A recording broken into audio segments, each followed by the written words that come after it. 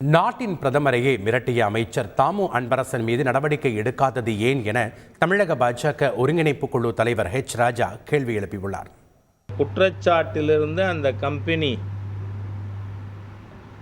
விடுதலையாகிற வர அக்கிட்டல் அது வர இந்த கம்பெனியிலிருந்து தமிழகத்தில் எந்த கோவிலுக்கும் நெய் வாங்கக்கூடாது. அந்த கம்பெனியோட ஓனர் ராஜசேகரா அவர் பழனி கோவிலுக்கு தக்காராக இருக்காருன்னு சொல்கிறாங்க. அதனால் தமிழக அரசு உடனடியாக அவர் தக்கார் பொறுப்பிலிருந்து நீக்க வேண்டும். பிரதமரை பீஸாக வெட்டுவீங்களா? என்ன பேச்சு?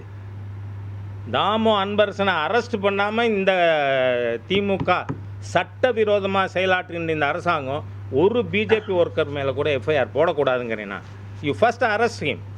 ஒரு பிரைம் மினிஸ்டரை பீஸாக வெட்டுவேன்னு ஒரு ஆள் பேசுவார், அவர் மந்திரியாக இருப்பாரா? செய்திகளை உடனுக்குடன் தெரிந்து கொள்ள உடனே சப்ஸ்கிரைப் பண்ணுங்க.